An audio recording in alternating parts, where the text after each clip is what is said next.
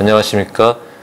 근본 공간 학생 건축상 심사위원을 맡은 더 시스템랩 건축가 김찬중입니다.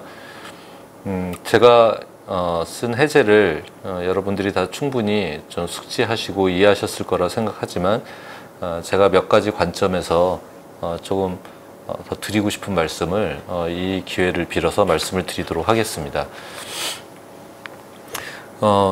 신항해 시대라고 한 거는 이제 그 15세기에 이제 포르투갈에서부터 했었던 그 항해 시대에 대한 새로운 이제 여정에 대한 우리의 자세를 좀 보고 싶은 열망에서 제목을 그렇게 정하게 됐고요. 가장 중요하게 생각하는 것은 여러분들 매일 접하는 뉴스, 챗 GPT가 나왔다. 또 AI죠. 그 다음에 빅데이터 관련, 자율주행, 홍수처럼 쏟아지는 여러 가지 그 기술 관련 정보들을 다 접하고 계실 겁니다. 옛날에는 기술의 개발 속도가 그 10년 동안에 요만큼 또는 100년 동안에 요만큼 이런 식으로 굉장히 이 곡선 자체가 완만했는데 지금은 이제 싱귤라리티라고 해가지고 기술적 특이점이라고 하는 개념이 생겼죠. 이렇게 올라가는 거죠. 그러니까 매년 올라가는 기술의 발전 속도와 이 변화의 속도가 너무 커진 거죠. 그러니까 사회가 미처 그거에 대응하거나 또 개개인이 그거에 적응하기도 전에 바로 다음 스테이지로 넘어가고 그래서 이대로 가다가는 우리는 그냥 농담 삼아 이제 AI가 공상과학 영화 같지만 우리의 직업을 빼앗아가고 여러 가지 등등의 얘기를 하고 있지만 그게 정말 이제는 공상이 아닌 어떻게 벌어질지 모르는 상황이죠. 제가 이 주제를 꺼낸 이유는 왜 그러냐면은 건축은 굉장히 오랜 시간 동안에 서서히 발전을 이루어 왔어요.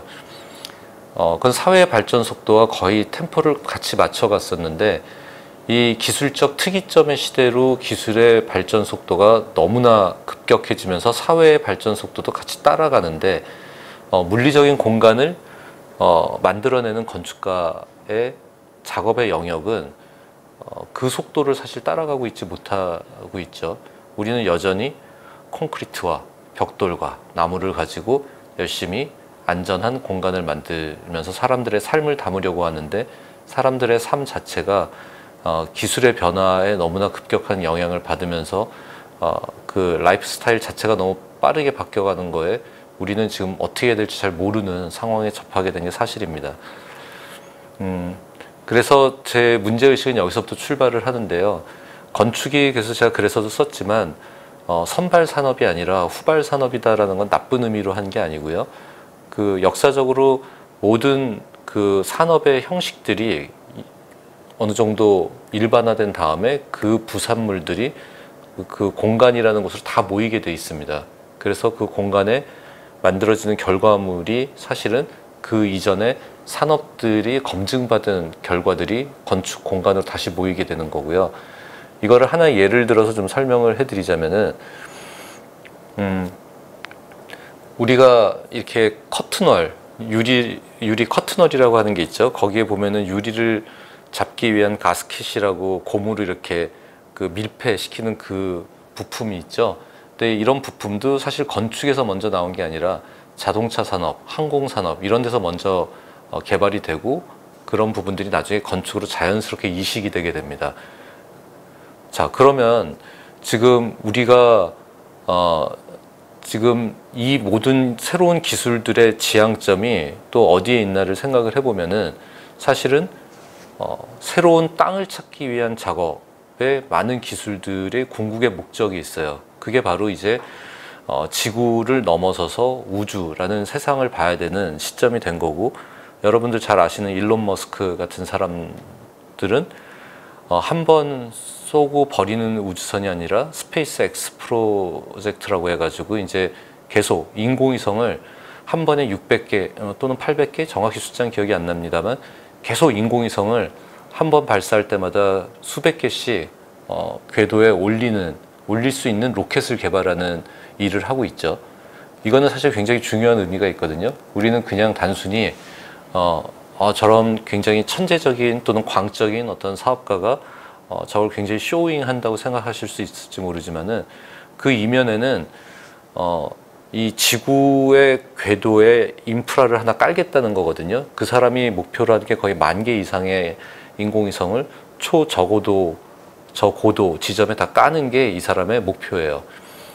자, 그러면은 우리는 그렇게 되면 우리 생활은 어떻게 바뀔까요? 그러니까 우리가 사막에서 또는 아마존의 밀림에서 또는 극지방에서도 인터넷이 터지겠죠. 그것도 아주 잘 광 케이블로 쏘는 것보다 훨씬 빠른 속도로 우리가 그런 인터넷을 사용할 수 있게 된다 이거죠.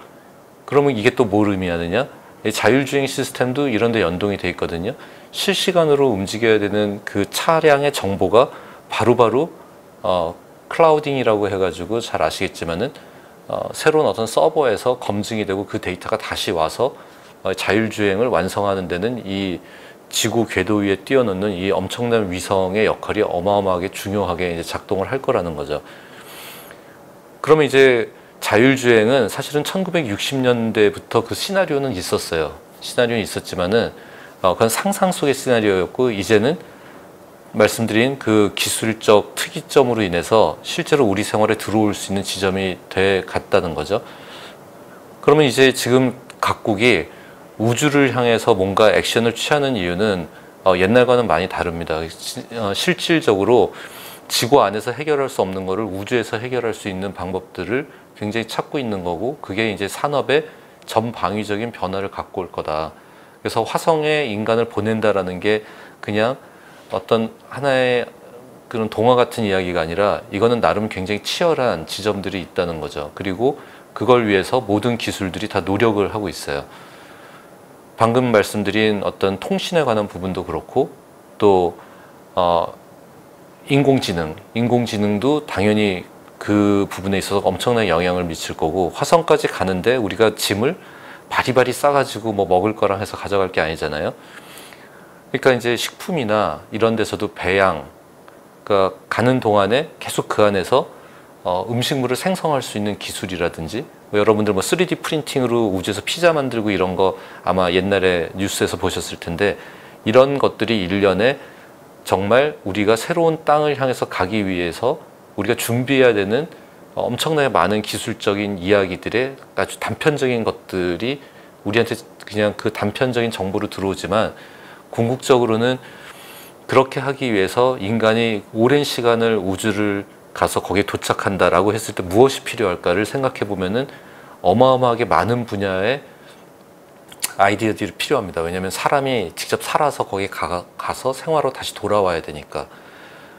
고기도 먹고 싶은데 고기를 싸갈 수 없잖아요. 고기도 키워야 되고. 그래서 이제 배양육이라는 개념들도 등장하고, 여러분들이 이제 찾아보면은 그 산업의 곳곳에서 결국은 하나의 어떤 지향점을 향해서 뭔가 이렇게 준비되고 있는 어떤 프로세스들을 확인하실 수가 있을 겁니다. 저는 여러분들이 그거를 확인하길 바라고요. 왜냐하면은 그런 지점들이 생겼을 때 건축은 거기에 어떻게 대응을 해야 되지 하는 부분들을 우리가 찾아야 되거든요. 그렇지 않으면 모든 것이 다 그렇게 된 다음에 우리한테 그게 넘어왔을 때는 너무 늦다.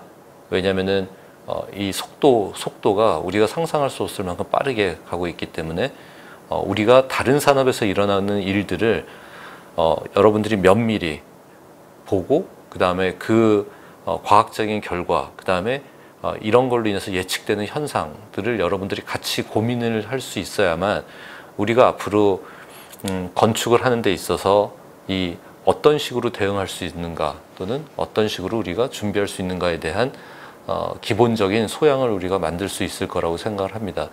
그래서 이 공관학생 건축상에서 이번에 제가 보고 싶은 거는 그런 새로운 어떤 기술들, 완전히 존재하지 않는 기술을 얘기하는 건 아니고요. 이미 기존에 있는 기술들을 보고, 그 다음에 그게 앞으로 나아가는 방향들에 대한 지점들이 어떤 게 있는지를 보시고, 그 중에 여러분들이 적용하고 싶은 기술에 대한 내용을 하나를 고르셔서 그걸 중심으로 시나리오를 하나 만드는 거죠. 아주 먼 미래에 정말 인간이 화성에서 막 살고, 뭐 토탈 리콜이라고 하는 영화에 나오는 것처럼 막 그런 게 범용화됐을 때 먼 미래가 아니고요. 저는 근미래를 얘기하고자 합니다. 그래서 한 10년? 예를 들면은 20년? 뭐 그 안짝에서 생길 수 있는 변화들. 분명히 이 모든 기술들은 건축 환경이라는 데 당연히 영향을 미칠 거고요.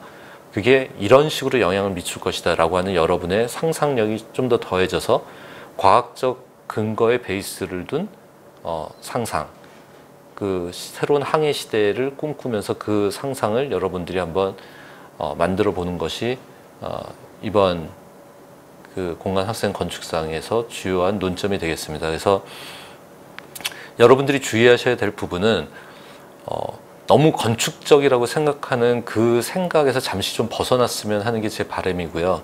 그게 의미 없다는 얘기가 아니라 다른 산업을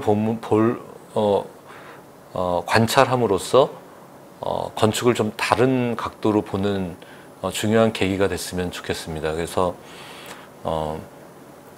아까 말씀드린 일론 머스크의 예 하나만으로도 우리의 삶이 굉장히 많이 영향받고 변화하게 될 거고요.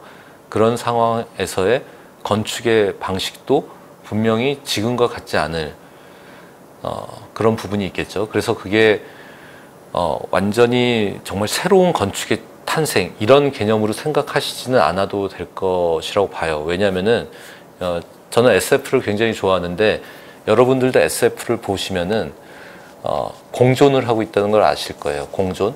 그러니까 정말 완전히 엄청난 새로운 미래 건축물이 있는 동시에 과거부터 있었던 건축물도 어떤 부분의 변화를 통해서 그 미래 시대에 같이 존재할 수 있을 만한 가치를 가지고 있는 그런 상황들을 볼 수 있죠. 지금 우리 도시를 봐도 그렇죠. 굉장히 새로운 초고층 건축이 지어지고 있는 가운데서도 옛날 건물들이 현대 기술을 어떻게 어댑트 하느냐에 따라서 같이 존재를 하고 있잖아요. 어떤 그런 부분들 예민하게 관찰하실 부분이라고 생각을 하고 있습니다. 그래서 마음껏 새로운 기술